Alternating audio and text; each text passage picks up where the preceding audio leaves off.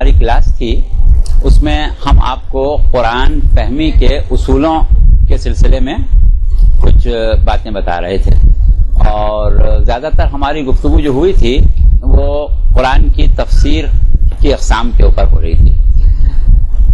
کچھ چیزیں ایسی تھیں کہ جو ابھی ناتمام تھیں، اور ارادہ ہمارا یہ ہو رہا تھا، بلکہ ہم نے آپ سے کہا تھا کہ انشاءاللہ اگلے ہفتے ہم اس کو جاری رکھیں گے، لیکن اب کچھ چیزیں ایسی سامنے آئی ہیں کہ جس کی وجہ سے فی الحال ہم اس کو مؤخر کر رہے ہیں، اور ہمارا جو اگلا موضوع ہے وہ حدیث فہمی کے اصول ہے۔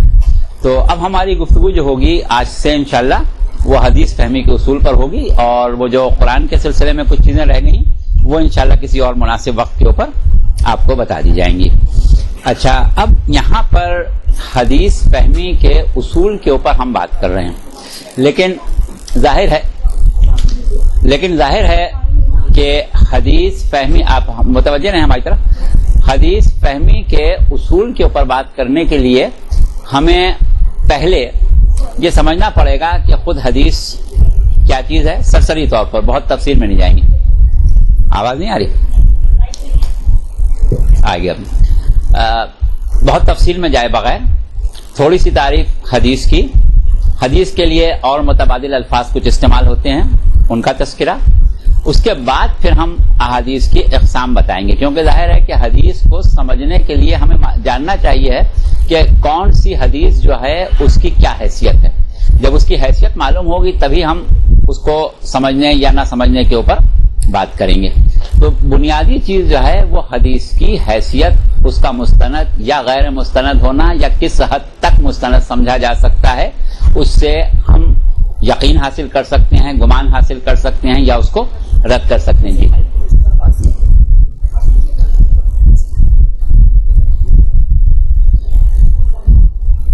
بنیادی طور پر یہ گفتگو بہت طویل ہے احادیث کی اقسام کی، لیکن کیونکہ ہمارے پاس وقت کم ہے اور کم وقت میں ہمیں حدیث فہمی کے بارے میں آپ کو بتانا ہے، اس لیے ہم زیادہ تفصیل میں نہیں جائیں گے، لیکن اگر آپ لوگوں کی توجہات رہیں اور آپ لوگ تیزی سے ہماری گفتگو کو سمجھتی رہیں تو پھر ہم انشاءاللہ اتنی ہی زیادہ گفتگو کرنے کے قابل ہوں گے، کیونکہ وقت جو ہے وہ ہے، اب رفتار تیز ہو جائے گی تو زیادہ چیزیں آ جائیں گی۔ ٹھیک ہے، اچھا، یہ تو ایک تمہیدی بات ہو گئی ہماری آپ کے درمیان۔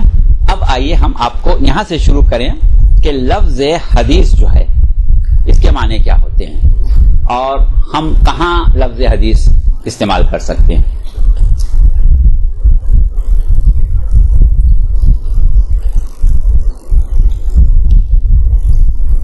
تو بات یہ ہے کہ حدیث کے بنیادی اور لغوی معنی، یا وہ معنی جس معنوں میں قرآن میں بعض جگہ استعمال ہوا ہے، وہ کوئی بھی بات، کوئی بھی کلام، کوئی بھی گفتگو، اس کے لیے لفظ حدیث استعمال ہوا ہے۔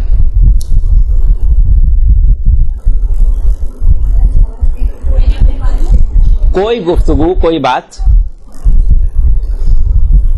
سورہ تحریم میں پروردگار عالم نے لفظ حدیث استعمال کیا ہے،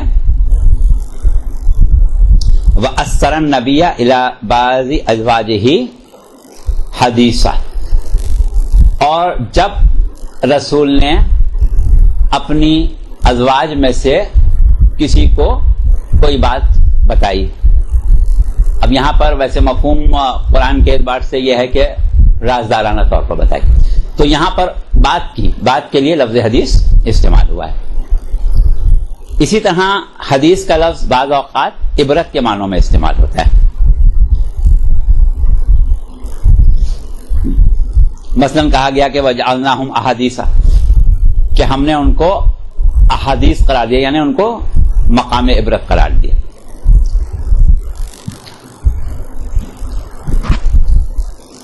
اچھا، اب اس کے بعد یہ تو ہوا لغوی معنی۔ اصطلاحی معنی حدیث کے کیا ہے؟ اصطلاحی معنی حدیث کے ہمارے نزدیک، یعنی مکتب تشیع کے نزدیک، اصطلاحی، الف صاد توئے لام الف ہے، یہ اس میں ہم تین چیزیں استعمال کرتے ہیں: قول معصوم، فعل معصوم تقریر معصوم. قول معصوم رسول نے کوئی بات کی، معصوم نے کوئی بات کی، وہ حدیث ہوئی. فعل معصوم، معصوم کا فعل. اور تقریر معصوم یعنی معصوم کے سامنے کوئی بات کہی جائے اور معصوم خاموشی اختیار کریں اس طریقے سے کہ وہ خاموشی رضامندی شمار کی جائے. اگر آپ عام مسلمانوں کے نزدیک حدیث کی تعریف کریں تو یہاں پر معصوم کی جگہ رسول کا لفظ استعمال کر لیں.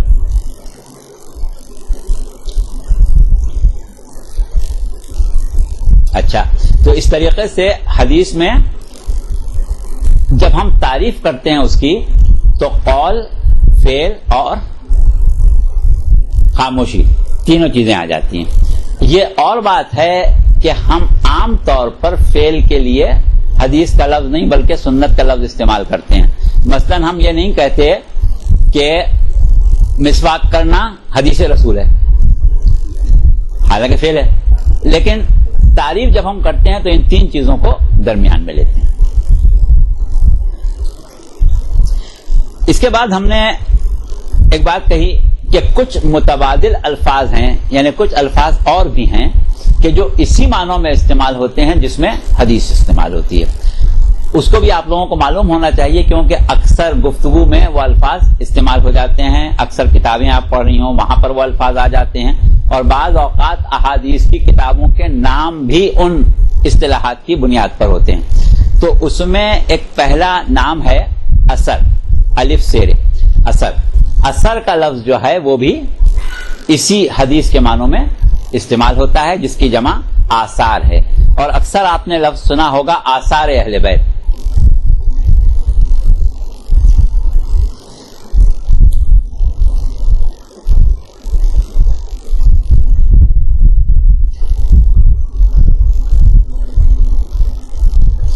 حدیث کے ہم معنی ہمارے اکثر علماء نے لفظ اثر کو قرار دیا ہے، جس میں علامہ بہاؤالدین عاملی اور زین الدین شہید ثانی یہ دو علماء خاص طور سے قابل ذکر ہیں جنہوں نے لفظ اثر بمعنی حدیث قرار دیا ہے. جی، علامہ بہاؤالدین عاملی اور زین الدین شہید. ہمارے بعض علماء نے وہ کتابیں کہ جس میں معصومین کی احادیث جمع کی ہیں بعض اوقات اس کا نام بھی اسی اعتبار سے رکھا ہے. جیسے ایک کتاب ہمارے ہاں بہت مشہور ہے کفایت الاثر، مقتضب الاثر بھی ایک کتاب ہے. تو کیا ہے کہ جہاں پر احادیثیں جمع کی ہیں اس کو لفظ اثر استعمال کیا ہے وہاں پر. اچھا، ایک لفظ اور حدیث کے ہم معنی ہے خبر. اکثر آپ سنتے ہیں اخبار اہل بیت میں یہ چیز ملتی ہے، یا یہ چیز اخبار اہل بیت میں کبھی نظر سے نہیں گزری. تو وہاں اخبار سے کیا مراد ہے؟ خبر کی جمع، یعنی احادیث اہل بیت، اقوال اہل بیت.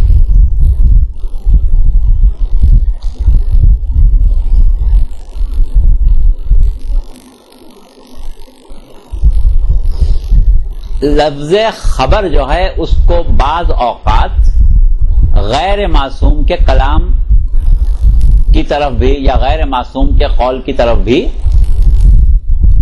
نسبت دی گئی ہے.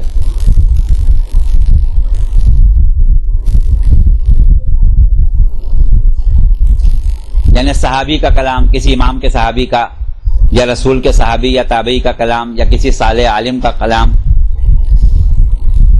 اسی اعتبار سے جو لوگ تاریخ کے اوپر زیادہ بھروسہ کرتے ہیں ان کو اخباری، اور جو لوگ حدیث کے اوپر زیادہ زور دیں انہیں محدثین وغیرہ کہا گیا. تو بہرحال بعض اوقات یہ لفظ حدیث کے معنوں میں اور بعض اوقات غیر معصوم کے کلام کے معنوں میں بھی استعمال ہوتا ہے.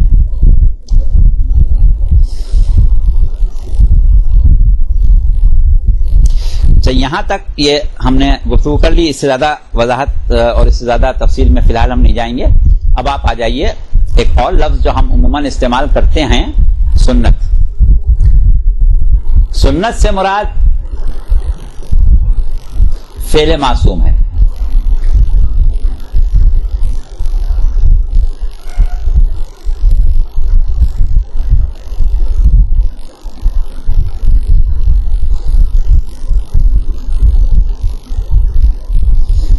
اچھا یہ تو حدیث کی عام تعریف ہو گئی. اچھا اب اس کے بعد ایک لفظ ہمارے ہاں استعمال ہوتا ہے حدیث قدسی. حدیث قدسی کی تعریف آپ لوگوں کو معلوم ہے؟ درجہ. لیکن مثلا وہ خود ہوتی کیا چیز ہے؟ کلام خدا ہی کا ہے، لیکن یہ کہ قرآن نہیں ہے، معجزہ نہیں ہے. مثلا چلیں ٹھیک ہے، اس حد تک تعریف اگر آپ کو معلوم ہے کافی. اس سے زیادہ اس کی تعریف ہم اس وقت آپ کے اس میں کریں گے بھی نہیں. اچھا اب اس کے بعد جہاں ہم آ رہے ہیں حدیث فہمی کے اصولوں پر، وہاں تک پہنچنے کے لیے یہ ہم آہستہ آہستہ آگے بڑھ رہے ہیں. جی ہاں بات یہ ہے کہ جو رسول کہتے ہیں اس میں الفاظ اللہ کے نہیں ہوتے، الفاظ خود رسول کے ہوتے ہیں، مفاہیم اللہ کے ہوتے ہیں.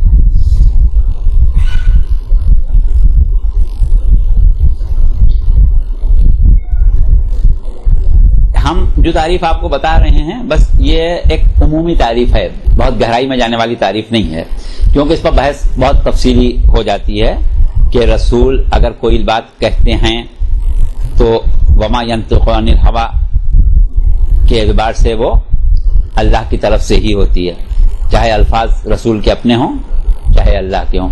لیکن حدیث میں، حدیث قدسی میں اور قرآن میں کیا فرق ہے یہ پھر تھوڑی ایک تفصیلی بات ہو جاتی ہے، مگر ہم نے اس کو اس وقت آپ کے لیے چھوڑ دیا ہے کہ ہم جلدی جلدی کلاس کو آگے بڑھیں. اب یہاں پر صرف ایک نقطہ اور ہوتا ہے جس کی ہم وضاحت نہیں کریں گے، صرف آپ لوگوں کے کان میں ڈال رہے ہیں کہ جیسے ہم ہر معصوم کے کلام کو حدیث کہتے ہیں، جبکہ ہمارے عقیدے کے مطابق وہی تو صرف رسول پر نازل ہوتی ہے. تو یہ کیا ہے، اس کو کیوں حدیث کہتے ہیں، مگر یہ تفصیل ہو جائے گی، اس میں نہیں جانا. اچھا اب اس کے بعد یہ ہے کہ ہمارے پاس ایک باقاعدہ علم ہے حدیث فہمی کا، حدیث کو سمجھنے کے اصولوں کا باقاعدہ پورا ایک علم ہے ہمارے پاس.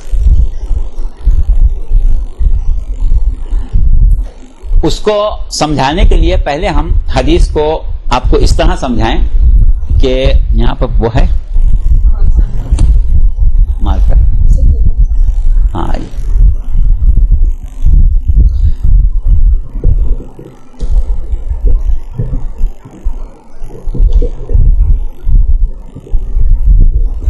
دیکھیے حدیث میں، حدیث کے دو حصے ہوتے ہیں. عام طور پر جب حدیث آپ کے سامنے آئے گی تو اس کے دو حصے ہوتے ہیں. ایک حدیث جو آپ لوگ بہت زیادہ سنتے، بہت زیادہ پڑھتے ہیں، وہ کون سی حدیث ہے؟ حدیث قصہ بہت پڑھتے ہیں نا. حدیث قصہ میں آپ نے کبھی غور کیا کہ اس میں دو حصے کیا ہیں؟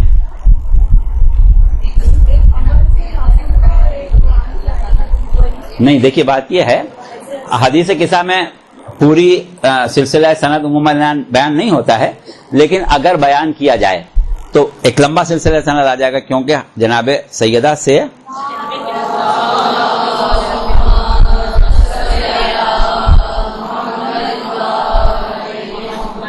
جابر ابن عبداللہ انصاری نے نقل کیا. لیکن اب ظاہر ہے کہ آپ نے براہ راست جابر ابن عبداللہ انصاری سے تو نہیں سنا ہے، درمیان میں ایک طویل سلسلہ ہے. کبھی موقع ہوگا تو وہ پورا طویل سلسلہ ہم آپ کو حدیث قصہ کا لکھوائیں گے کہ جابر ابن عبداللہ انصاری سے کہاں تک آتا ہے. خیر بہرحال وہ ایک الگ مسئلہ ہے. تو کیا ہے کہ ایک صورت یہ ہے کہ اس میں حدیث قصہ میں جہاں آپ کو حدیث کا پہلا حصہ ملتا ہے وہ وہی ہے ان جابر ابن عبداللہ انصاری.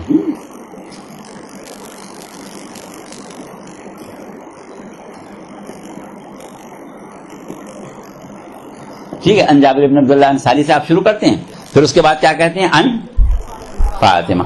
تو کیا ہوا کہ آپ نے ایک سلسلہ بیان کیا ہے، اب اس کو آپ نے توڑ دیا، دو ہی نام لیے. لیکن اگر پورا بیان کرتے چلے جائیں تو یہ جو ہے یہ حدیث کی سند کہلاتی ہے. سند اس کو کہتے ہیں حدیث کی سند. اچھا اب اس کے بعد حدیث میں بیان کیا کیا گیا؟ جو کچھ شہزادی سلام اللہ علیہ نے بتایا اس کو نقل کیا گیا کہ یہ ہوا یہ ہوا یہ ہوا یہ ہوا. یہ جو ہے اس کو حدیث کا دوسرا حصہ کہا جاتا ہے. اس کو کہتے ہیں متن. میم تینون یہ حدیث کا متن ہے. تو اس طرح حدیث کے دو حصے ہو گئے, ایک سند اور ایک متن. ہاں وہ متن.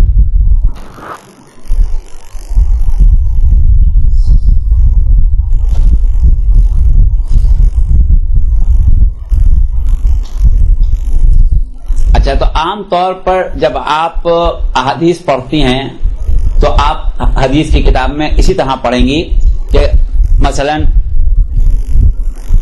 عن ابن ابی عمیر عن نافع عن ابو صالح عن ابراہیم ابن موسیٰ عن زرارہ, اس طرح سے الفاظ عن فلاں عن فلاں عن فلاں, یعنی فلاں نے فلاں سے سنا, اس سے فلاں نے روایت کی یا اس سے نقل کیا یا اس سے سنا.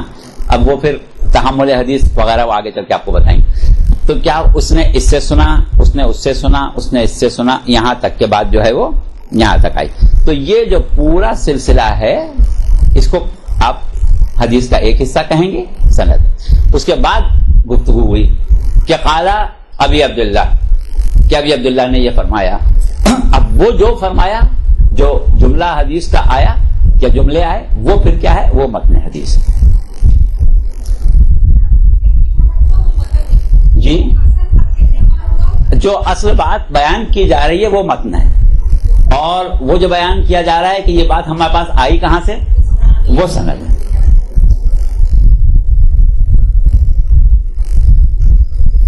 اچھا, اب صورت یہ ہے کہ احادیث جو ہیں ان کو سمجھنے کے لیے یا احادیث کی حیثیت کو دیکھنے کے لیے کہ اس سے ہمیں کلام معصوم کا یقین حاصل ہوگا یا کلام معصوم ہونے کا ظن حاصل ہوگا, گمان حاصل ہوگا, یا ہمیں اس سلسلے میں کسی قسم کا اعتبار نہیں آئے گا کہ یہ معصوم نے کہا ہے. اس لحاظ سے ہم احادیث کو مختلف درجات میں تقسیم کر دیتے ہیں. احادیث کو مختلف درجات میں تقسیم کرنے کے کچھ اصول ہیں اور کچھ قواعد و ضوابط ہیں. اس میں ایک پہلا اصول, پہلا ضابطہ جو ہے وہ یہ ہے کہ ہم حدیث کو اس اعتبار سے دیکھیں کہ اس کو نقل کرنے والے راویوں کی تعداد کتنی ہے, کتنے لوگوں نے اس بات کو سنا اور بیان کیا. کیونکہ دیکھیے, اب جیسے اس وقت ہم آپ کے سامنے کلاس میں کچھ باتیں کر رہے ہیں. اب اگر یہاں سے کوئی ایک طالبہ جا کے کہیں کہ ہم نے ان سے یہ سنا, اس کی بات کچھ اور ہوگی. اور اگر 25-50 کھڑی ہو کے کہیں کہ ہم نے ان سے یہ سنا, تو اس کی بات کچھ اور ہوگی. اس میں کچھ زیادہ وزن پیدا ہو جائے گا. اچھا, اب اس کے بعد آپ لوگوں میں سے مثال کے طور پر جنہوں نے براہ راست ہم سے سنا ہے, یہاں سے 60-65 یا جتنے بھی طالبات ماشاءاللہ یہاں موجود ہیں, وہ کہیں جا کے 150-200 آدمیوں سے بیان کریں کہ ہم نے ان کو یہ کہتے ہوئے سنا. اب وہ 150-200 جنہوں نے آپ سے سنا, وہ جا کے 1000-1500 کے سامنے بیان کریں کہ بھئی ہم نے ان کو یہ کہتے سنا کہ انہوں نے فلاں سے یہ سنا تھا. اب وہ 1000-1500 جب آگے بات کریں گی تو 5-7 ہزار 10 ہزار سے بات کریں گی. تو اس طریقے سے ایک تعداد راویوں کی ہر زمانے میں بہت سی ہو کہ وہ بیان کریں. کیونکہ اب ایک زمانہ ہے جب یہ بات ہم آپ سے کر رہے ہیں, اس کے بعد ایک زمانہ ہوگا کہ جس میں آپ لوگوں سے کریں گی, پھر وہ زمانہ گزر جائے گا تو جن لوگوں سے, بچوں سے, جوانوں سے آپ نے بیان کیا تھا وہ بڑے ہوئے, وہ انہوں نے اور لوگوں سے بیان کیا. تو نسلاً بعد نسلاً, وقتاً فوقتاً, زمانے کے ساتھ ساتھ ہر زمانے میں بیان کرنے والے جو ہیں وہ اگلے زمانے کے ہوں گے. یعنی جنہوں نے رسول سے سنا تھا وہ زمانے کے تھے, اب جنہوں نے ان سے سنا وہ اس کے بعد کے زمانے کے ہوں گے, جنہوں نے ان سے سنا وہ اس کے بعد کے زمانے کے ہوں گے. تو کیا ہوا کہ یہ سلسلہ راویان جو ہوگا یہ زمانے کے ساتھ ساتھ آگے بڑھے گا. کہ ان سے اتنے لوگوں نے سنا، پھر ان سے اتنے لوگوں نے سنا، پھر ان سے اتنے لوگوں نے بیان کیا، اتنے لوگوں کے زبان پر یہ بات آئی. تو ایسی حدیث کہ جس کو ایک وقت میں بیان کرنے والے ہر زمانے میں اتنے ہوں کہ اتنے لوگوں کا بیک وقت جھوٹ بولنا خلاف عقل ہو. یعنی آدمی کی عقل یہ کہے کہ اتنے لوگ ایک ہی بات کہہ رہے ہیں تو یہ صحیح ہوگی، اتنے لوگ سب کیسے جھوٹ بولیں گے؟ ایک آدمی تو جھوٹ بول لے، دو جھوٹ بول لیں، چار بول لیں، لیکن یہ کہ 50 آدمی ایک ہی بات کہہ رہے ہیں، پھر 100 آدمی ایک ہی بات کہہ رہے ہیں، پھر 150 آدمی 200 آدمی ایک ہی بات کہہ رہے ہیں، تو اس کا مطلب یہ ہوا کہ اس پر ہمیں یقین بہت زیادہ پختہ ہو جائے گا. تو یہ حدیث کی ایک مثالی شکل ہے کہ ہر زمانے میں راویوں کی تعداد اتنی ہو کہ اتنے لوگوں کا بیک وقت جھوٹ بولنا خلاف عقل ہو جائے. رسول اللہ نے مسجد میں ایک بات کہی، مثلا اب مسجد میں 2000 آدمی جمع تھے، 2000 آدمیوں نے سنا، تو اب اس میں سے 2000 نے نہیں تو 200 نے بیان کیا کہ ہم نے رسول کو یہ کہہ کے سنا. پھر ان 200 سے جب کا زمانہ گزر گیا اس کے بعد والے لوگوں نے بیان کیا، تو 200 سے تو 500 نے سنا ہوگا، انہوں نے بیان کیا. تو ہر زمانے میں جب اتنی بڑی تعداد بیان کرنے والوں کی ہو کہ جس کے بارے میں عقلاً یہ نہ کہا جا سکتا ہو کہ اتنے لوگوں نے بیک وقت جھوٹ بولا، تو ایسی حدیث جو ہے وہ با اعتبار تعدد راوی بہترین اور مثالی حدیث ہوتی ہے. اس کے اوپر ہمیں مکمل یقین حاصل ہو جاتا ہے. ایسی حدیث اگر ہمارے سامنے آ جائے کہ جس کو ہر زمانے میں راویوں کی بڑی تعداد نے نقل کیا ہو، تو ہم اس حدیث کے اوپر یقین کر لیں گے، اس حدیث کے اوپر مکمل اعتبار کر لیں گے. لیکن صورتحال کیا ہے کہ ہمارے پاس جو ذخیرہ احادیث ہے اس میں ایسی حدیثیں کہ جس کے میں ہر زمانے میں راویوں کی اتنی بڑی تعداد نقل کرنے والی ہو، وہ گنتی کی چند حدیثیں ہیں، اس سے زیادہ نہیں ہیں. ایسی حدیث کو ہم کا نام ہے حدیث تواتر. کس والے کو لکھ رہے ہیں نا؟ آپ کو لکھ کے دے رہے. یہ کہلائے گی حدیث تواتر کہ جہاں پر راویوں کی اتنی تعداد ہر زمانے میں ہو کہ اتنے لوگ جھوٹ نہیں بول سکتے. یہ بہترین حدیث ہے اور سب سے زیادہ اعتبار کے قابل یہی حدیث تواتر ہے.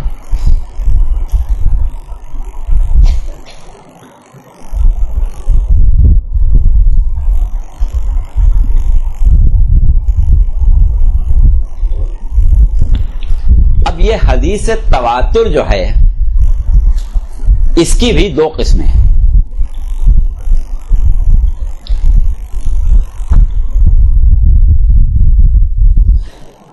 حدیث تواتر کی دو قسمیں ہیں. ایک ہے تواتر باللفظ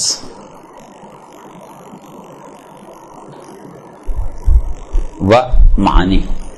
تواتر باللفظ والمعنی، ایسا تواتر کہ جس میں الفاظ بھی سب نے وہی استعمال کیے ہوں کہ رسول نے یہ کہا یا معصوم نے یہ فرمایا، تو وہی جملہ ہر شخص وہی جملہ دہرا رہا ہے، ہر شخص وہی جملہ دہرا رہا ہے، اس میں کوئی فرق نہیں ہے. تو ایسی حدیث کو ہم کہتے ہیں تواتر باللفظ بالمانی، یا نہ بھی کہیں بالمانی، کیونکہ جب باللفظ تواتر ہوگا تو بالمانی خود بخود ہو ہی جائے گا. ٹھیک ہے. اچھا، اور دوسری حدیث کی قسم تواتر میں ہے تواتر بالمانی.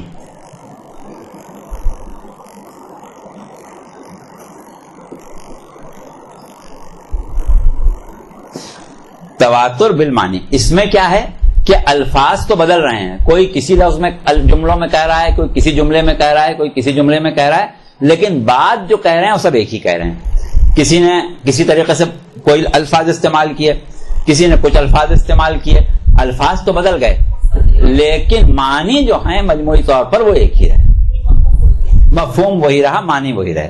تو اب یعنی عقلی طور پر بہترین حدیث کون سی ہوئی کہ جو تواتر باللفظ ہو، اس سے بہتر کوئی حدیث نہیں ہوئی کہ حدیث تواتر بھی ہے اور تواتر میں الفاظ بھی مشترک ہیں.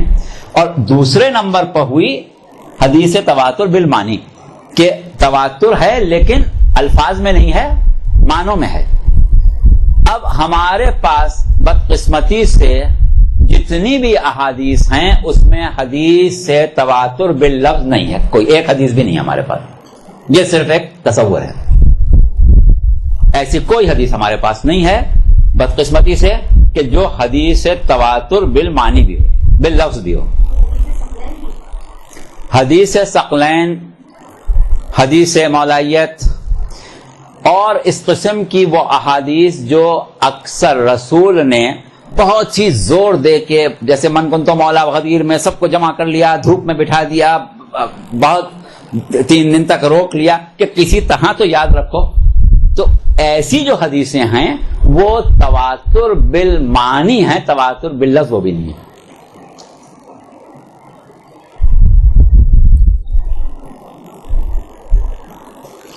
تو ہمارے پاس اب احادیث کے ذخیرے میں باعتبار تعدد راوی بہترین حدیث جس پر ہم اعتماد اور یقین کر لیں وہ حدیث تواتر بالمانی ہے. اور حدیث تواتر باللفظ ہم ڈھونڈنے جائیں گے کہیں ہمیں نہیں ملے گی. ٹھیک ہے، تو یہاں تک بالکل واضح ہو گیا، کوئی مشکل تو نہیں ہو رہی اس میں.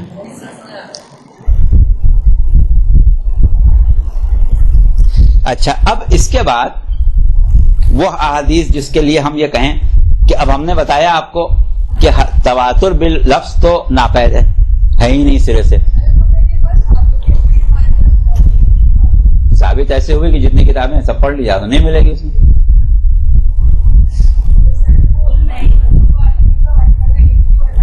ہاں، بعض جگہ بعض راویوں نے کچھ تھوڑا سا فرق کیا ہے، لیکن بہرحال یہ ہے کہ یہ حدیث تواتر ہے، یہ حدیث تواتر میں شمار ہوگی. تو اس کے بعد پھر کون سی احادیث ہیں کہ جن کے اوپر ہم یقین کر لیں، جس سے ہم یہ طے کر لیں کہ ہاں رسول نے یا کسی معصوم نے یہ بات فرمائی ہوگی.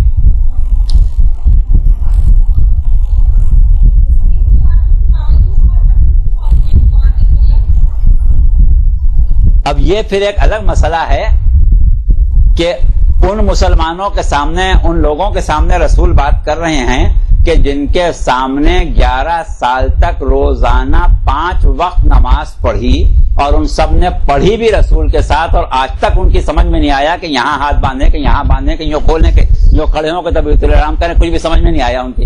11 سال پڑھ کے نہ سمجھ میں آیا، سن کے کیا سمجھ میں آئے گا.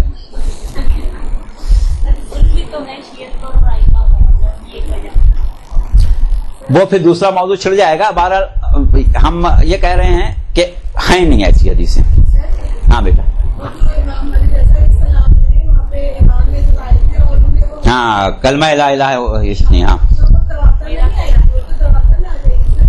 ہاں ابھی ہم یہ نہیں کہہ رہے ہیں کہ تواتر میں ہے ہی نہیں، تواتر بالمانی میں حدیث ہیں ہمارے پاس. ٹھیک ہے.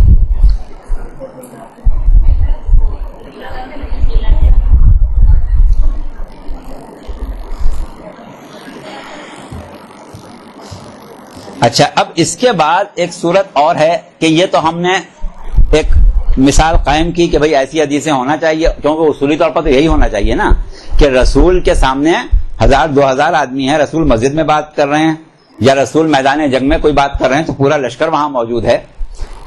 ہاں بالفرض رسول نے گھر میں کوئی بات کی، اس وقت خالی ازواج تھیں یا گھر کے افراد تھے، لیکن مسجد میں بات کی، کہیں راستے میں سفر پر جاتے ہوئے، میدان جنگ میں جاتے ہوئے، غزوے کے لیے نکلتے ہوئے لشکر کے درمیان میں کوئی گفتگو کرتے ہوئے گئے، تو وہ تو سب نے سنی نا. لیکن اس کے باوجود بھی ہمارے پاس ایسی حدیثیں نہ ہونے کے برابر ہیں. یہ تواتر بالمانی جو ہے نا، یہ کوئی سینکڑوں حدیثیں نہیں ہیں ہمارے پاس، بہت تھوڑی سی حدیثیں، دہائیوں میں مل جائیں بڑی بات. اچھا، اس کے بعد ایک حدیث کی قسم ہے جس کے اوپر ہم اعتماد کرتے ہیں، وہ ہے حدیث مستفیض.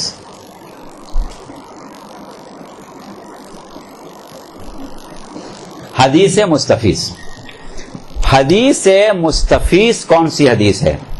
اس کی تعریف آپ لوگ لکھ لیں. حدیث مستفیض جو ہے وہ حدیث ہے کہ جسم کی ہر کڑی میں راویوں کی تعداد کم سے کم 4 ہو. 4 آدمی تو بیان کریں کہ ہم نے رسول سے سنا یا ہم نے فلاں امام سے سنا، پھر 4 آدمی بیان کریں کہ ہم نے ان سے سنا، پھر 4 آدمی بیان کریں کہ ہم نے ان سے سنا. لیکن اس معاملے میں ہمارے بعض محدثین تھوڑی سی اور رعایت کر دیتے ہیں، وہ کہتے ہیں کم سے کم 3 تو ہوں تو ہم حدیث کو مستفیض مان لیں گے. یعنی ہر زمانے میں 3 آدمیوں نے کسی معصوم سے سنا، پھر ان سے 3 نظر نہیں آ رہا آپ کو، ان سے پھر 3 افراد نے سنا، پھر ان سے 3 نے سنا، ان سے 3 نے سن کے بیان کیا.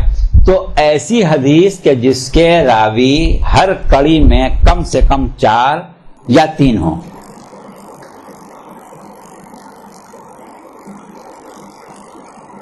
ہر کڑی میں راویوں کی تعداد کم سے کم 4 ہو، یا اگر آپ بہت نرمی برتیں تو 3 ہو. 3 سے کم اگر ہوں گے تو پھر ہم اس کو حدیث مستفیض نہیں کہیں گے.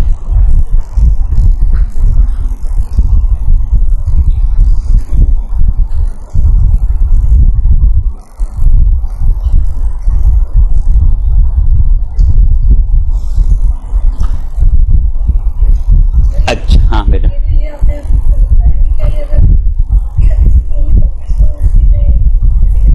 مسئلہ یہ ہے کہ کوئی ہمارے پاس الگ سے تو الہام نہیں آ رہا ہے کہ یہ جھوٹی ہے یا سچی ہے. ہم نے یہ دیکھا کہ 4 آدمیوں نے بیان کی، پھر 4 آدمیوں نے بیان کیا، پھر 4 آدمیوں نے بیان کیا، ہم نے سمجھ لیا کہ ٹھیک ہوگا. یہ تو نہیں ہے نا کہ ہمارے پاس راویوں کے علاوہ بھی کوئی ذریعہ ہے جس سے ہمیں پتا چل گیا کہ یہ جھوٹی ہے. ابھی تو ہم صرف راویوں کی تعداد پر بات کر رہے ہیں، ویسے اور ابھی آئیں گے اور قرینے آئیں گے. لیکن یہ کہ راویوں کے معاملے میں تو ہم نے صرف اتنا ہی دیکھا کہ 4 راوی اگر بیان کر رہے ہیں تو ہم اس کو حدیث مستفیض کہیں گے. اور حدیث مستفیض تواتر کے بعد ایک اچھا اور ایک قسم کی ایسی چیز ہے کہ جس پر یقین کیا جا سکتا ہے.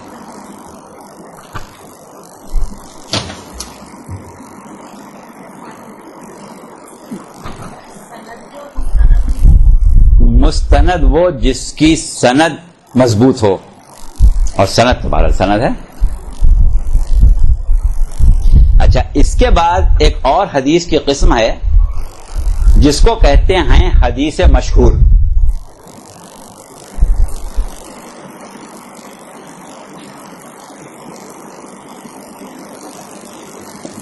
حدیث مشہور، حدیث مشہور جو ہے اس میں ہم راویوں کی تعداد کو اس طرح سے نہیں گنتے جیسے تواتر اور مستفیض میں گنتے ہیں. لیکن یہاں پر اتنا ہوتا ہے کہ ہم یہ دیکھتے ہیں کہ ہر زمانے میں اس حدیث کے اوپر عمل کیا جاتا رہا ہے اور لوگوں کے درمیان یہ حدیث مشہور رہی ہے، لوگ اس سے واقف رہے ہیں ہر زمانے میں.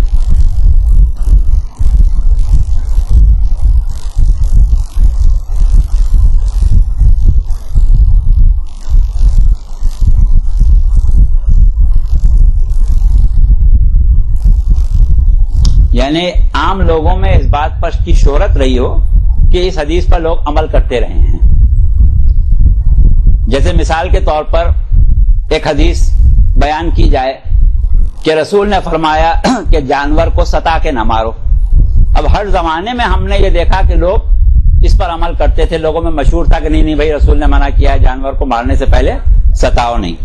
تو اب کیا ہوا کہ یہ چیز جو ہر زمانے میں مشہور رہی اور لوگ اس پر عمل کرتے رہے، ایسی حدیث کو ہم حدیث مشہور کہیں گے.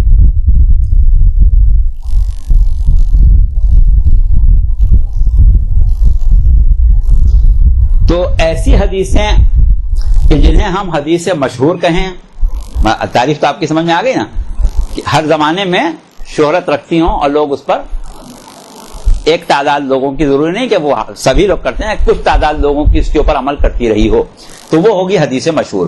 لیکن مسئلہ یہ ہے کہ حدیث تواتر جیسا کہ ہم نے آپ کو بتایا صرف فضیلت امیر المومنین علیہ السلام کے بارے میں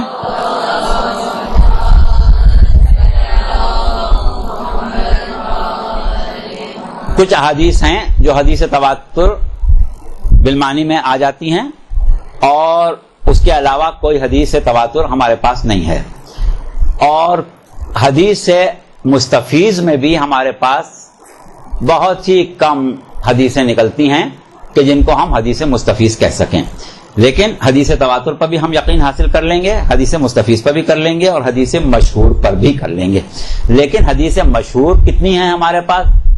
بہت کم نہ ہونے کے برابر۔ حدیث مستفیض کتنی ہیں؟ بہت کم نہ ہونے کے برابر، اور حدیث تواتر تو بس بہت ہی کم ہے، اور تواتر باللفظ تو سرے سے ہے ہی نہیں۔ تو اب کیا ہوا کہ حدیث کی یہ ہم نے جو قسمیں پڑھی، حدیث تواتر، حدیث مستفیض، حدیث مشہور، 3 قسمیں پڑھی۔ یہ 3 قسمیں ایسی ہیں جو ہمارے پاس شاذ و نادر ہی ملتی ہیں، بہت کم ملتی ہیں۔ اگر یہ حدیثیں مل جائیں تو ان کے اوپر ہم اعتبار کر لیں گے۔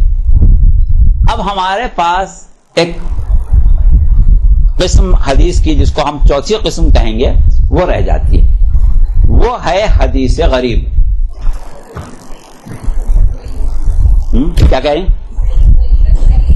غریب، غریب، حدیث غریب۔ ابھی ضعیف کے اوپر بعد میں آئیں گے۔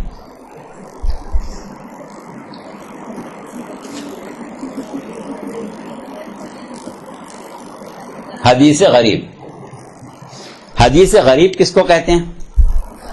حدیث غریب اس کو کہتے ہیں جس کو بیان کرنے والا ہر زمانے میں ایک ہی راوی ہو۔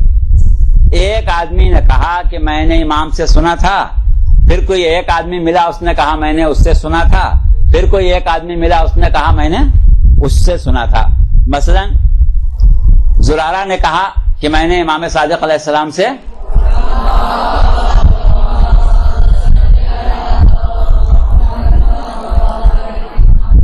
یہ بات سنی تھی کہ امام نے یہ فرمایا تھا۔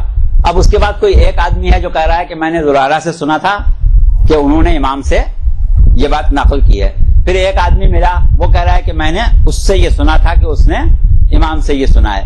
تو کیا ہوا کہ اس کی جتنی کڑیاں ہیں اس میں ایک آدمی سے زیادہ کوئی دوسرا ہے ہی نہیں، بس ایک ہی آدمی بیان کر رہا ہے۔ ایسی حدیث کو ہم کہتے ہیں حدیث غریب، جس کی ہر کڑی میں صرف ایک راوی ہو۔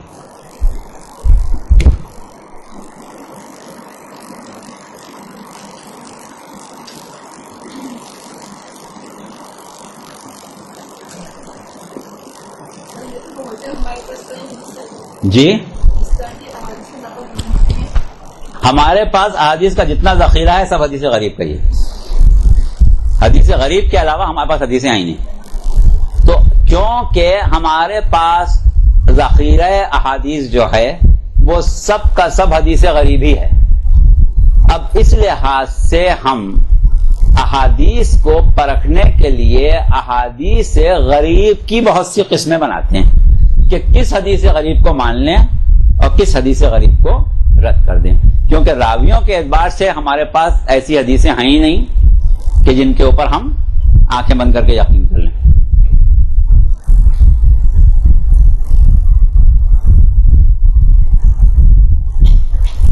تو اب ہمارا وہ علم جسے ہم احادیث کے پرکھنے کا علم یا علم درایت کہتے ہیں، احادیث کو سمجھنے کا علم، احادیث فہمی کا علم، اس کی بنیاد حدیث غریب پر ہے۔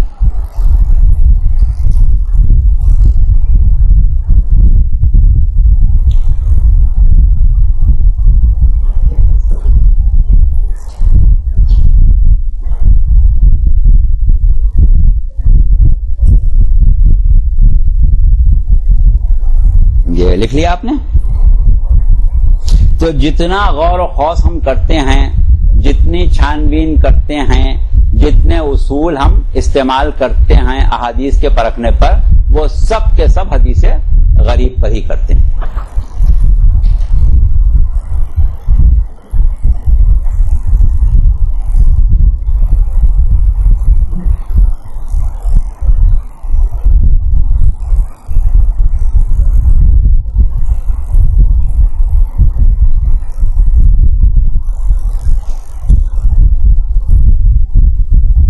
اچھا، اب آپ اپنی ہیڈنگ قائم کیجئے، سرخی ڈالیے، حدیث غریب کی اقسام۔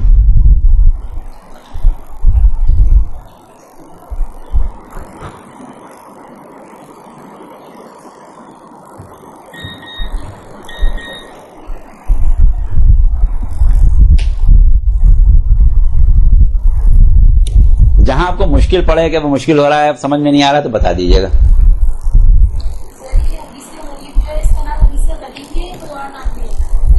یہی نام ہے. ہاں کیوں کچھ اور بھی آپ کہنا چاہتے ہیں؟ یہ اچھا نہیں لگ رہا ہے؟ حدیث غریب کا لفظ اچھا نہیں لگ رہا ہے؟ فرسٹ ٹائم سنا ہے. اچھا ابھی تو بہت سی چیزیں ہیں جو آپ فرسٹ ٹائم سنیں گے. حدیث مستفیض پہلے سن چکی ہیں؟ اچھا ابھی اور بہت سی چیزیں آپ فرسٹ ٹائم سنیں گے. اچھا اقسام حدیث غریب لکھا آپ نے؟ اچھا اب اقسام حدیث غریب جو ہیں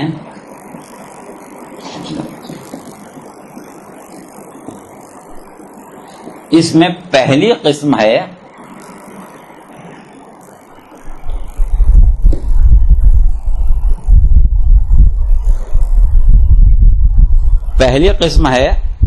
غریب المتن والاسناد. یعنی اس کا متن بھی غریب ہے اور اسناد بھی غریب ہے.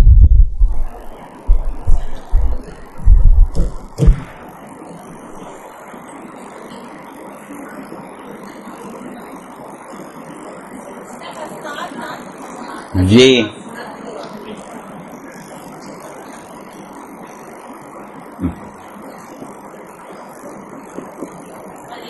متن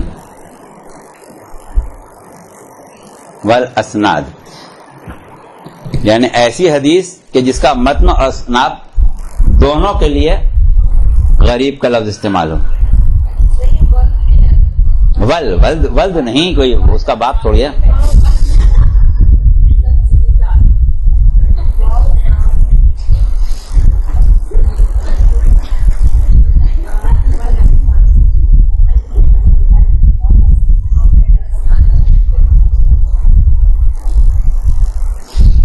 صورت یہ ہو کہ ایک راوی کسی معصوم سے ایک حدیث بیان کر رہا ہے. اب ایک بیان کر رہا ہے غریب ہے تو ظاہر ہے ایک ہی بیان کر رہا ہے, لیکن جو بات وہ کہہ رہا ہے وہ کبھی کسی نے نہ سنی ہے اور نہ ہی کوئی کسی کے لیے وہ بات اس قسم کی ہے کہ وہ اس کے بارے میں یہ سوچے کہ ہاں یہ بھی کبھی دیکھا گیا ہے یا کبھی اس پر عمل ہوا ہے ہمارے سامنے. یعنی ایسی بات وہ کہہ رہا ہے کہ جو کوئی بھی نہیں جانتا, بس صرف وہی بیان کر رہا ہے وہی جانتا ہے. تو ایسی حدیث کو ہم غریب المتن والاسناد کہتے ہیں, کیونکہ سند کے اعتبار سے تو ویسے ہی غریب تھی کہ بیچارہ ایک ہی آدمی تھا, اور جو متن اس کا بیان کر رہا ہے وہ بھی ایسی بات بیان کر رہا ہے کہ جو لوگوں کے لیے غیر معروف ہے.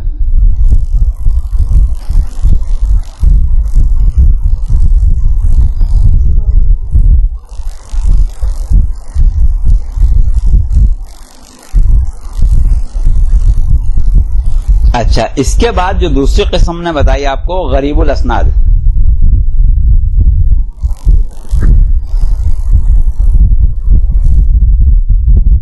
دوسری قسم ہے غریب الاسناد.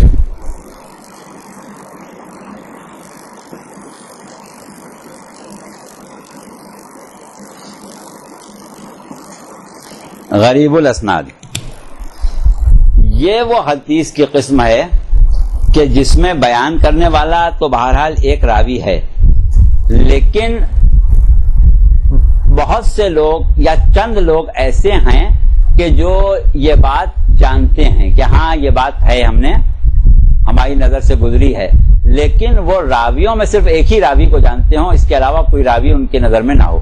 یعنی سنا انہوں نے, یعنی جس نے بیان کیا کہ میں نے امام سے سنا تھا وہ تو ایک ہی آدمی ملا, لیکن وہ بات ایسی ہے کہ لوگوں کے سنی ہوئی اور ان کے لیے بالکل غیر معروف نہیں ہے. تو ایسی چیز کو کہتے ہیں کہ اس کی سند تو غریب ہے لیکن متن کے بارے میں ہم غریب کا لفظ استعمال نہیں کرتے.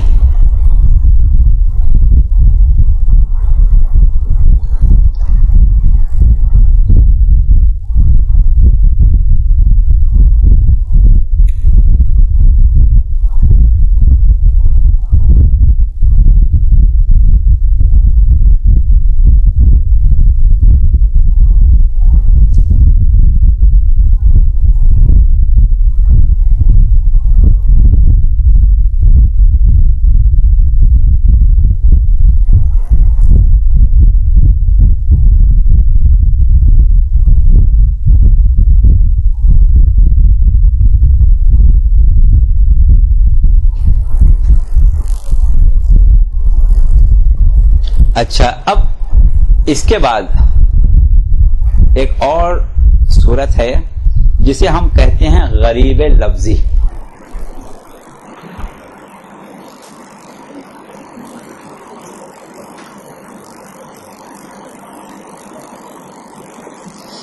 غریب لفظی.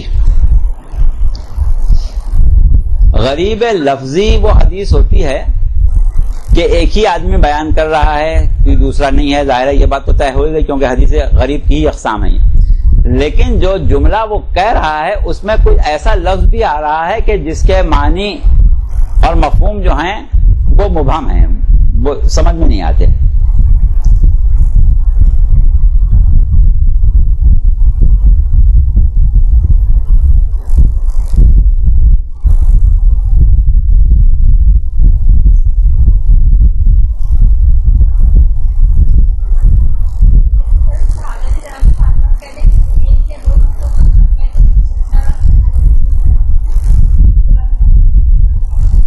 بات یہ ہے کہ یہ ہے تاریخ. تاریخ میں ہم جو صورت ہمارے سامنے آتی ہے کہ یہ واقعہ اس دن پیش آیا، کچھ لوگوں نے لکھا، کچھ نے لکھا کہ اس دن پیش آیا. یہ تاریخ کے لکھنے والے مورخین ہیں اور معصوم کا قول نقل کرنے والے محدثین ہیں. اس طرح کی غلطیاں ہو سکتی ہیں. صحیح کہہ رہی ہیں.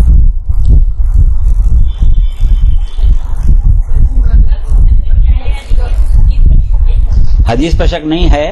حدیث پر شک تو جب ہی ہوگا نا ہمیں کہ کوئی بات ہے اس میں شک ہونے کی. ہاں تو شک اس لیے ہے کہ ایک لفظ کوئی ایسا آ رہا ہے کہ پتہ ہی نہیں چل رہا ہے کہ کیا مطلب ہے اس کا، یہ لفظ یہاں پر کیوں آیا، یعنی بے محل لفظ آ گیا ہے. مشکل تو کہیں نہ کہیں سے اس کے معنی پتہ چل ہی جائیں گے، بے محل ہے.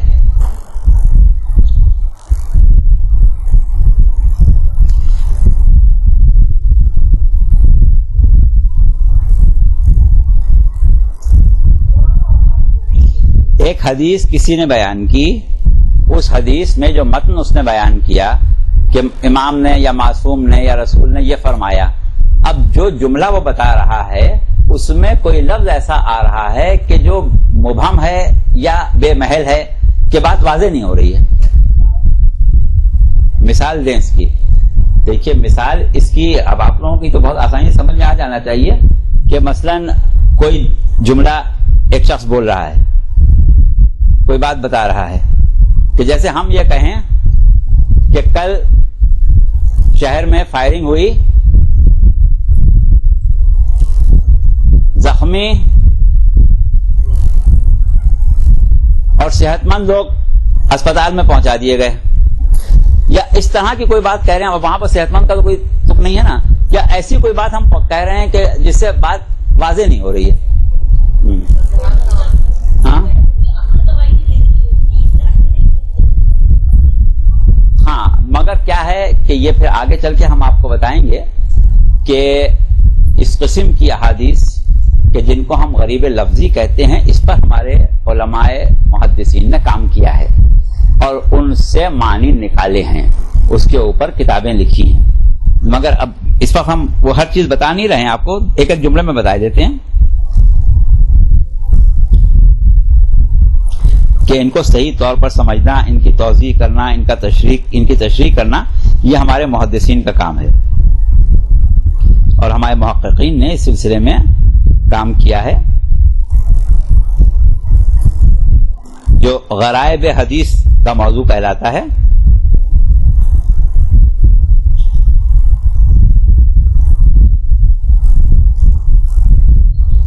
ابو عبیدہ معمر ابن مسنہ، یہ بھی ہمارے ایک محدث ہیں جنہوں نے اس سلسلے میں کام کیا ہے. اس کے علاوہ اور بھی کئی نام ہیں، وہ ہم نہیں لکھوا رہے ہیں آپ کو. یہ آبان ابن عثمان کے شاگرد تھے، معمر ابن مسنہ. یہ وہ شخص تھے کہ جنہوں نے غرائب حدیث کے اوپر کام کیا ہے، کتابیں لکھی.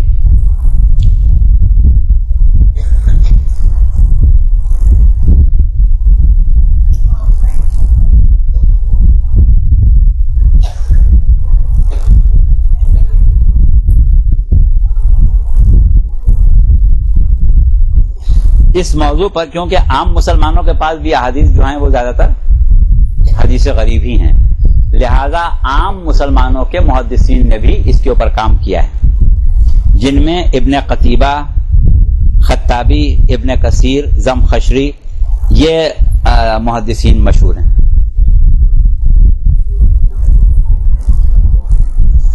اس کے بعد چوتھی قسم ہے حدیث عزیز۔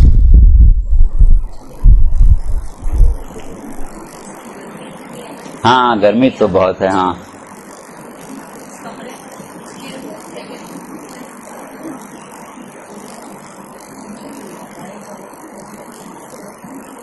کچھ موسم کی گرمی ہے، کچھ آپ لوگوں کے ایمان کی گرمی ہے۔ نہیں، آپ لوگوں کے ایمان کی گرمی ہے ماشاءاللہ۔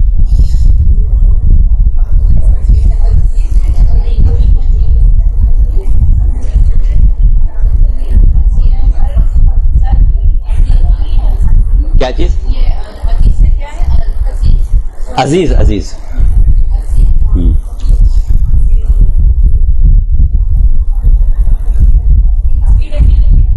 ہاں بتا رہے ہیں آپ کو۔ ایک آدمی نے امام سے حدیث نقل کی، لیکن وہ آدمی جو ہے وہ مشہور ہے اس معاملے میں کہ وہ ائمہ کے پاس بیٹھا ہے اور ائمہ کے دروس میں شامل رہا ہے اور ائمہ کے علوم کی نشر و اشاعت کرنے والوں میں اس کا نام لوگوں کے ذہنوں میں ہے۔ تو ایسی حدیث جو ہے وہ ہے تو حدیث غریب، لیکن ایک ایسے شخص نے بیان کی ہے کہ وہ مشہور ہے اس بات میں، جیسے امام صادق علیہ السلام سے حدیث بیان کرنے والا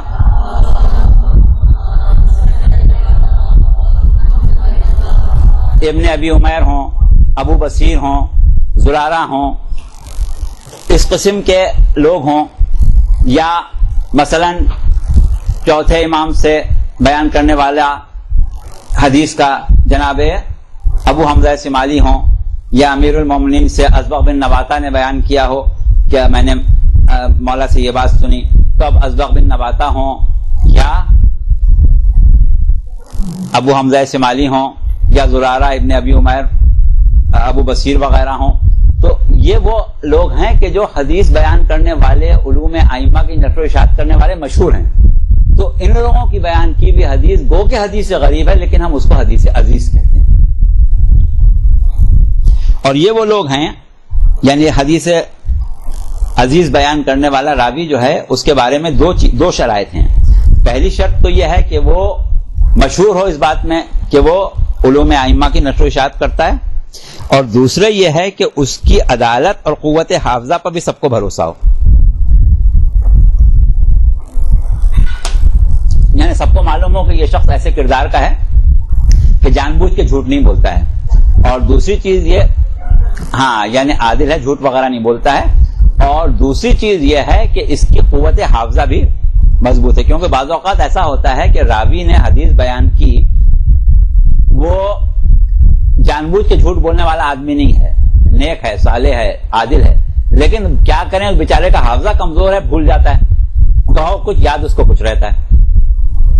تو ایسا راوی کہ جس کا حافظہ کمزور ہو، اس کی بیان کی بھی حدیث جو ہے وہ حدیث عزیز نہیں کہلائے گی، یا وہ خود ایسا ہو کہ اس کے بارے میں یہ کہا جاتا ہو کہ یہ تو جھوٹ بھی بولتا ہے، اس کی بھی حدیث عزیز نہیں کہلائے گی۔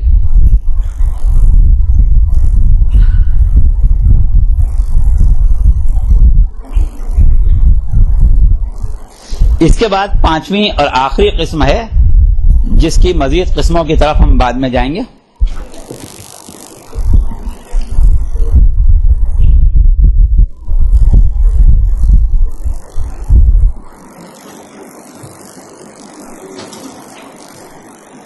وہ ہے حدیث مقبول۔ حدیث مقبول لکھ رہے ہیں،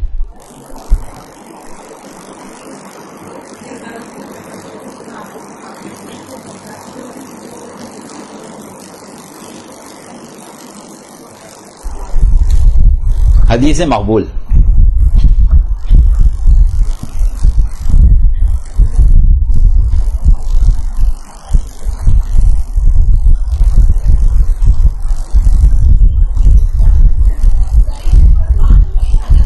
نمبر 5 ہے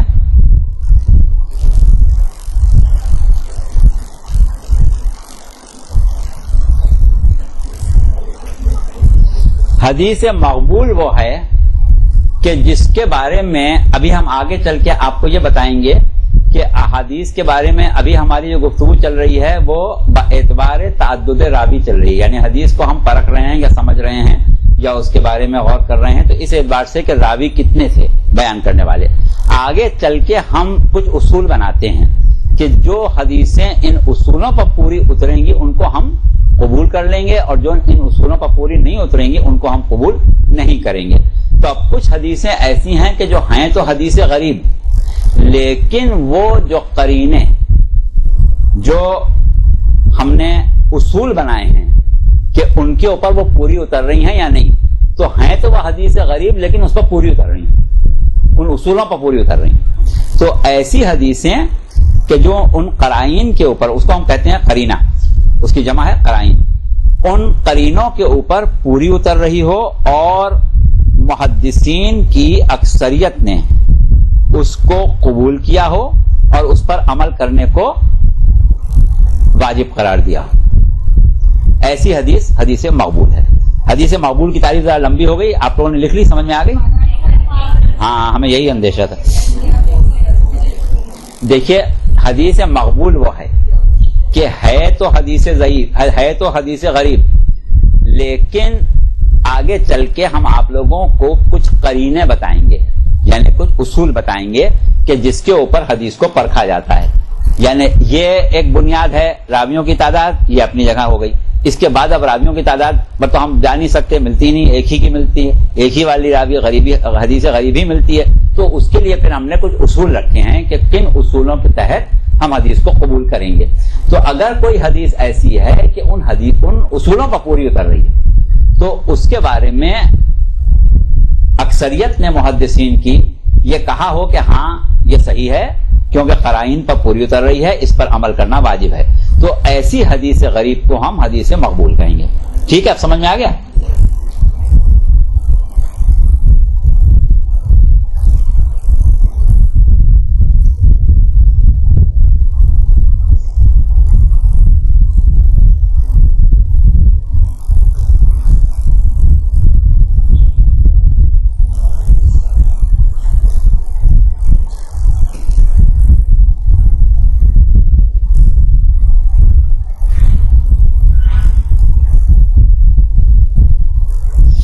اچھا، اب یہ وہ حدیث ہیں حدیث مقبول کہ ان کے اوپر ہمیں یقین آ جاتا ہے اور اس کو ہم قبول کر لیتے ہیں۔ اس کے علاوہ جو احادیث غریب ہیں اس کو ہم کہتے ہیں آحاد، الف مد آ ہے الف دین دال، آحاد، یعنی حدیث مقبول جو ہے اس کو تو ہم بے چون و چرا قبول کر لیں گے، لیکن باقی جتنی ہیں ان کو ہم کہتے ہیں آحاد۔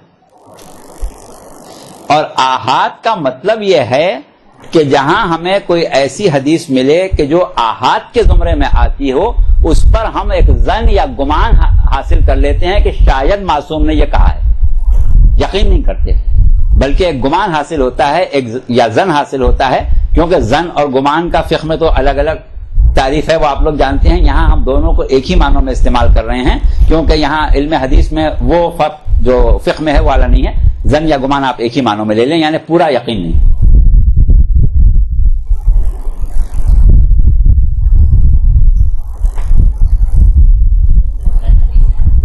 حدیث مقبول کے بعد آحاد ہم نے کہا نا کہ ایک ہی حدیث رہ گئی جسے حدیث مقبول کہتے ہیں، جس پر ہم یقین کر لیں گے۔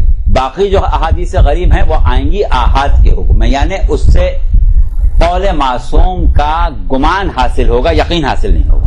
یعنی ہو سکتا ہے کہ امام نے یہ فرمایا ہو سکتا ہے کہ رسول نے یہ فرمایا ہو، لیکن یہ کہ یقیناً فرمایا ہے یہ نہیں کہہ سکتے۔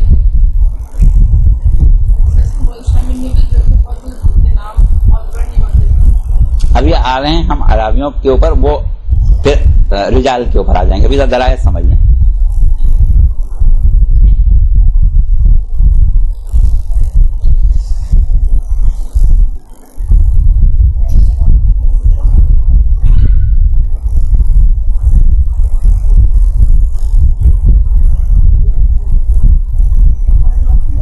اچھا، اب ہوتا یہ ہے کہ وہ قرائن کہ جن کے ذریعے ہم حدیث کو پرکھتے ہیں وہ قرینے،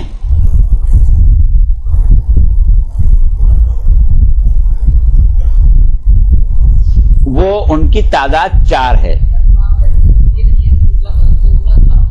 کیا چیز؟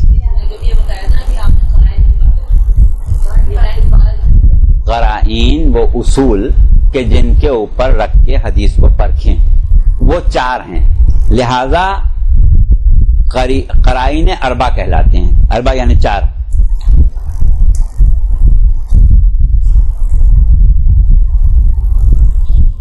ان کو دالہ اربع بھی کہتے ہیں. آپ قرائن اربع بس یاد رکھیں، بہت زیادہ الفاظ کے چکر میں نہ پڑیں.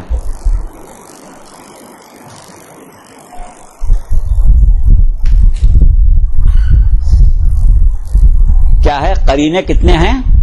4 ہیں. قرائن اربع کہلاتے ہیں. یہ سب یاد رہے گا آپ لوگوں کو؟ بہت زیادہ تو نہیں ہو گیا؟ نہیں یاد رہے گا؟ ہاں صحیح یاد رہے گا نا؟ یعنی اگر نہیں یاد رہے تو رک جائیں یہاں پر، کیونکہ ہم بہت تیز آگے چل رہے ہیں کہ کم وقت میں بہت سی چیزیں آپ کو بتا دیں. اچھی بات، چلیں ٹھیک ہے، ماشاءاللہ مشکل نہیں لگ رہا ہے آپ لوگوں کو تو بہت اچھی بات ہے. اچھا، اب یہ 4 جو قرائن ہیں، اگر کوئی حدیث ان 4 میں سے کسی ایک کے اوپر پوری اتر جائے تو کسی ایک پر پورا اترنا اس کا حدیث مقبول ہونے کے لیے کافی ہوتا ہے. یعنی ضروری نہیں کہ 4 پر پوری اترے، 4 میں سے کسی ایک پر اگر پوری اتر گئی تو پھر ہم اس کو حدیث مقبول میں شمار کر لیں گے. اور اگر 4 میں سے کوئی ایک قرینہ ایسا ہو جس پر وہ حدیث پوری اترے تو ہم اس کو حدیث مقبول مان لیں گے. اور حدیث مقبول مان لینے کا مطلب کیا؟ اس پر یقین حاصل کریں گے، اس پر عمل کرنا واجب ہو جائے گا، اس پر عمل کریں گے. پھر آپ ہاں 4 بتا رہے ہیں ابھی آپ کو. پہلی ہے موافقت کتاب اللہ، پہلا قرینہ. یعنی قرائن اربع جو ہیں، قرائن اربع میں پہلا قرینہ مطابقت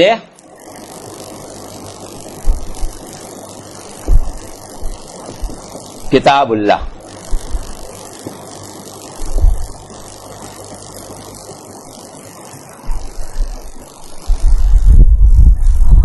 یا ہم اس کو کہتے ہیں موافقت کتاب اللہ، یعنی کتاب اللہ کے موافق ہونا. مطابقت یا موافقت.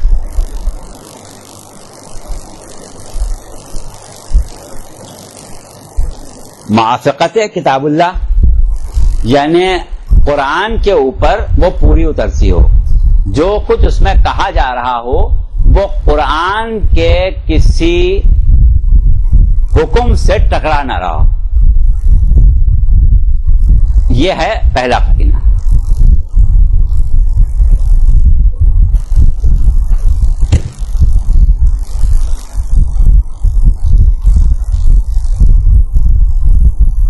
اس کو ہم کہتے ہیں موافقت سنت معلومہ. نمبر 2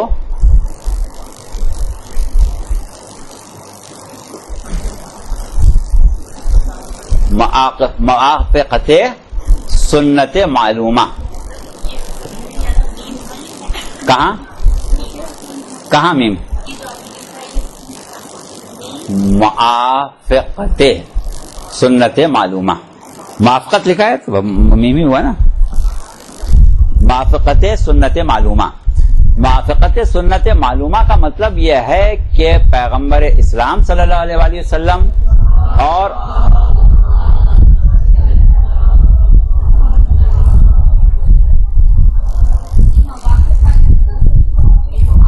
موافق وہی والا ہے. ہاں موافق، اسی سے موافقت بنا، وہی موافق. موافق واو تو نہیں لکھا ہے نا ہم نے، موافق ہی لکھا ہے. ویسے موافق بھی بعض وقت لکھا جاتا ہے، اب موافق کافی ہے. اچھا تو کیا ہوا؟ موافقت واو سے بھی بعض وقت لکھتے ہیں. ہاں کیا کہہ رہے ہیں؟ پیغمبر اسلام صلی اللہ علیہ وسلم اور ائمہ طاہرین کے مشہور و معروف انداز فکر اور اعمال جو لوگوں میں مشہور ہیں اس سے موافق ہو. یعنی ایسا نہ ہو کہ جو بات بیان کی جا رہی وہ ایسی ہے کہ جس کے بارے میں لوگ یہ کہتے ہیں کہ یہ تو کبھی رسول نے ایسا نہیں کیا یا کبھی امام نے ایسا نہیں کیا. کیا چیز؟ معروف یعنی مشہور. ہاں کس کو ریپیٹ کر دیں؟ وہ عمل جس کے بارے میں یہ مشہور ہو کہ یہ رسول یا امام کرتے تھے یا ائمہ یا رسول کا یہ طرز عمل رہا ہے یا ان کا یہ طرز فکر رہا ہے، اس قسم کی گفتگو وہ کرتے رہے ہیں، اس قسم کے احکامات کو جاری کرتے رہے ہیں، ایسا ہے تو ہم اس کو موافقت سنت معلومہ پر لے آئیں گے. لیکن اگر ایسا نہیں ہے تو پھر اس کو ہم اس اصول پر پورا نہیں سمجھیں گے. یہ دو ہوئے.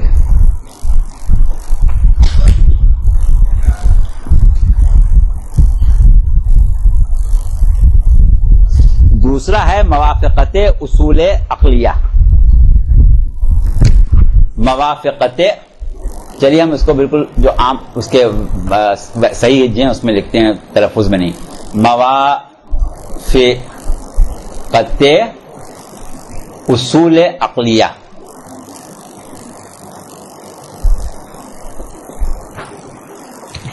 عقلی اصولوں کے اوپر پوری اترے، یعنی ایسی بات نہ ہو جس کو عقل تسلیم ہی نہ کرتی ہو.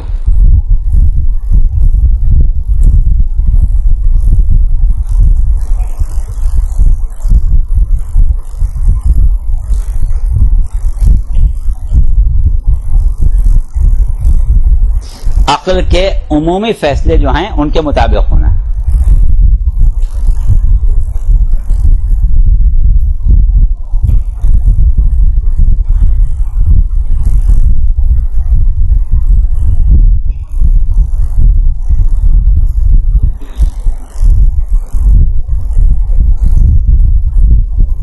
اچھا، اس کے بعد ایک قرینہ اور بچا، موافقت اجماع شیعہ.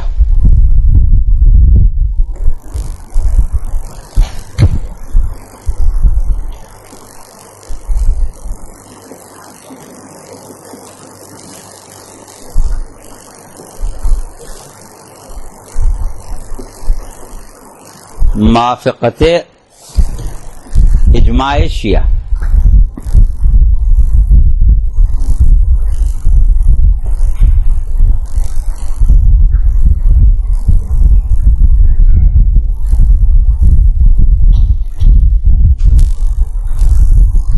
یعنی حدیث کا جو متن ہے وہ ایسا ہو کہ علماء شیعہ نے اس کے بارے میں اجماع کیا ہو، یعنی سب اس پر متفق ہوں کہ ہاں یہ بات جو ہے یہ صحیح ہو سکتی ہے. تو ان چار اصولوں میں سے کسی ایک اصول یا ایک قرینے کے اوپر جو حدیث منطبق ہو جائے، حدیث غریب، اس کو ہم حدیث مقبول کہیں گے اور اس پر عمل کر سکتے ہیں. اس پر یقین کرنا ضروری ہے، اس کو قبول کیا ہو.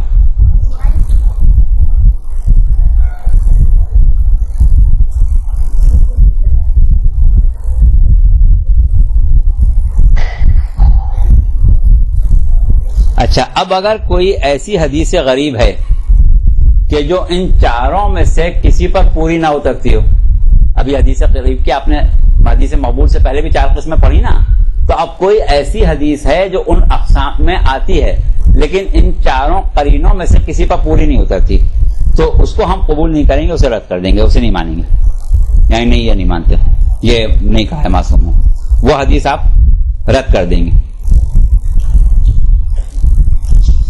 اچھا، اب اس کے بعد حدیث مقبول کی ہی ایک قسم اور ہے، وہ آپ لکھ لیں، پھر اس کے بعد باقی چیزیں انشاءاللہ اگلی کلاس میں پڑھائیں گے. حدیث مختلف.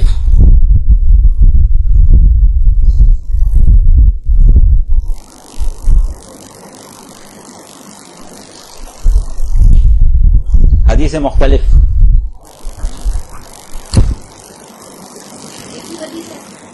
ایک حدیث ہے کیا مطلب؟ یہ حدیث مقبول کی قسموں پر بات ہو رہی ہے نا. تو پہلی قسم ہم نے جو بیان کی اس میں یہ کہا کہ یہ ان سب کے اوپر پوری اترے. اچھا اس کے بعد دوسری حدیث پر آئے حدیث مختلف, یہ دوسری آئی.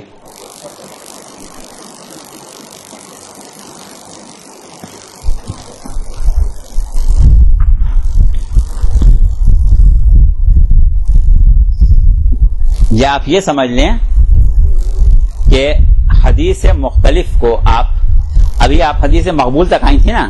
حدیث مقبول کو آپ نے کون سی قسم دی تھی؟ 5 دی تھی. 6 پر آ جائیں. حدیث مختلف کو چھٹی پر لے آئیں. یعنی حدیث مقبول کے بعد چھٹی قسم جو ہے وہ حدیث مختلف.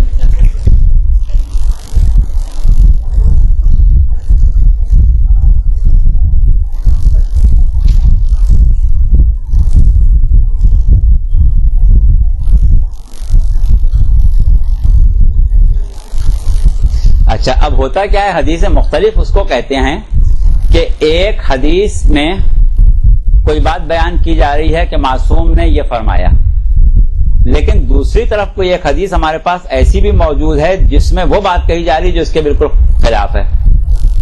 مثلا کہا جا رہا ہے کہ امام نے یہ نہیں فرمایا, یا اس کے علاوہ کوئی بات فرمائی کہ امام نے کہا. مثلا اب یہ کوئی حدیث نہیں ہے, ہم ایسی ایک بات کہہ رہے ہیں کہ مثلا امام نے کہا کہ دھوپ سے بچو, اور کہیں امام نے کہا کہ دھوپ کے فوائد بہت ہیں. مطلب ایسی اگر کوئی بات آ جائے, ہاں یعنی ایک بات دوسری بات کے خلاف آ جائے, تو ایسی حدیث کو ہم کہتے ہیں حدیث مختلف. اب ایسی احادیث ہمارے پاس بہت ہیں, اور ابھی آگے چل کے ہم بتائیں گے کہ اس پر کن علماء نے کام کیا ہے اور کن ناموں سے احادیث مختلفہ کو جمع کیا گیا. لیکن ایسی صورت میں محدثین اس حدیثوں کو دونوں کو سامنے رکھتے ہیں, اور اس کے بعد بعض قرائن کے تحت وہ اس کو جانچتے ہیں. بعض اوقات ایک کو دوسری پر ترجیح دیتے ہیں, اور بعض اوقات ان دونوں کو ملا کے ایک تیسرا مطلب اخذ کر کے بیان کرتے ہیں. تو وہ چیزیں جو ہیں ان کی طرف اب ہم دیکھیں گے, موقع ہوا تو آئیں گے, ورنہ اتنا سمجھ لیں کہ یہ حدیث مختلف حدیث غریب کی ایک چھٹی قسم ہو گئی.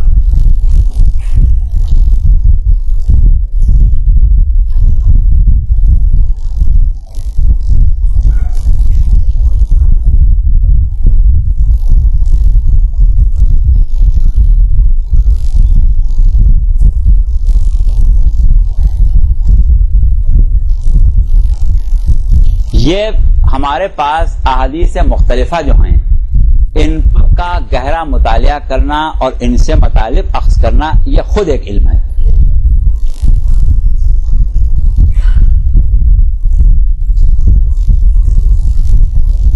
آپ نے کتب الاربع کا نام سنا ہے؟ کون کون سی ہیں؟ ہاں کون کون سی؟ تہذیب سے شروع کریں گے. اچھا ہاں اصول کافی, ہاں کون سی؟ ہاں نصیر الدین توسی کی نہیں, محمد ابن حسن توسی. محمد ابن حسن توسی شیخ توسی جو کہلاتے ہیں. ایک ملا نصیر الدین توسی ہیں, وہ بھی شیخ توسی کہلاتے ہیں. ہم یہاں پر وہ محدث نہیں ہیں, وہ فلسفی ہیں. یہ محدث ہیں شیخ محمد ابن حسن توسی. ان کی 2 کتابیں التہذیب اور الاستفسار.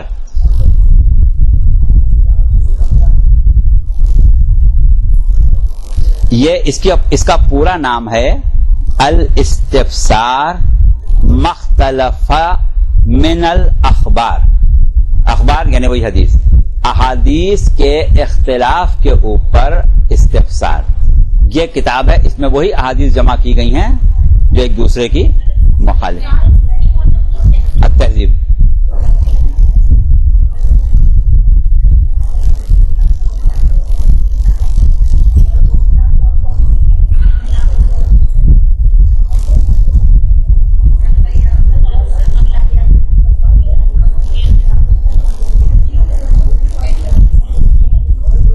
یہ ہم آپ کو بعد میں انشاءاللہ سب لکھ پائیں گے. آپ ابھی ہم وہاں تک پہنچے نہیں ہیں, یہ تو ابھی صرف الاستفسار کے لیے بتایا تھا.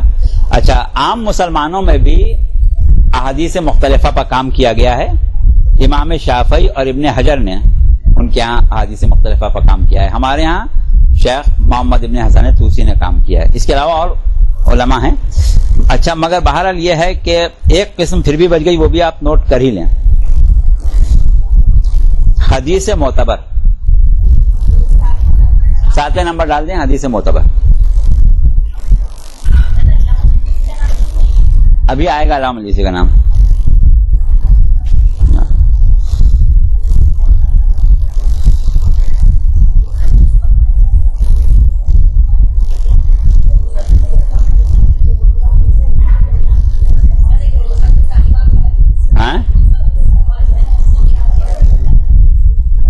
ہاں, احادیث کی بہت سی کتابیں ہیں, یہ 4 کے علاوہ بھی.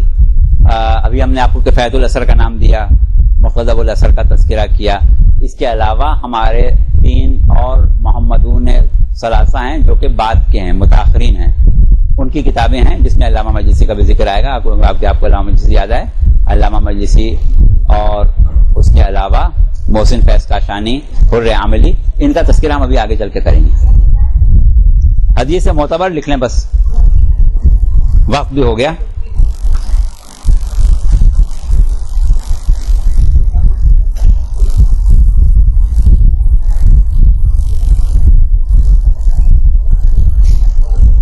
جیسے ہم نے ابھی 4 قرائن کی بات کی حدیث مقبول کے لیے, اسی طرح کچھ قرائن اور بھی ہیں.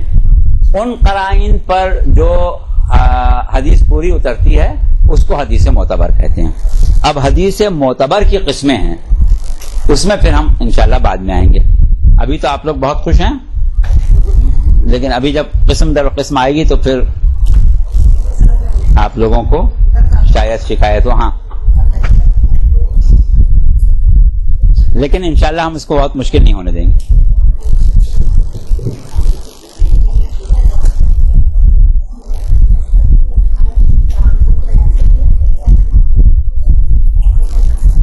اچھا, آپ لوگوں سے ایک التماس دعا کی گئی ہے. ایک بچہ علی عباس, پروردگار عالم سے دعا کریں کہ یہ اللہ اس کو صحت کاملہ اور عاجلہ بتصدق محمد و آل محمد عطا فرمائے, اور اس کے لیے آپ ایک مرتبہ صلوات پڑھ لیں.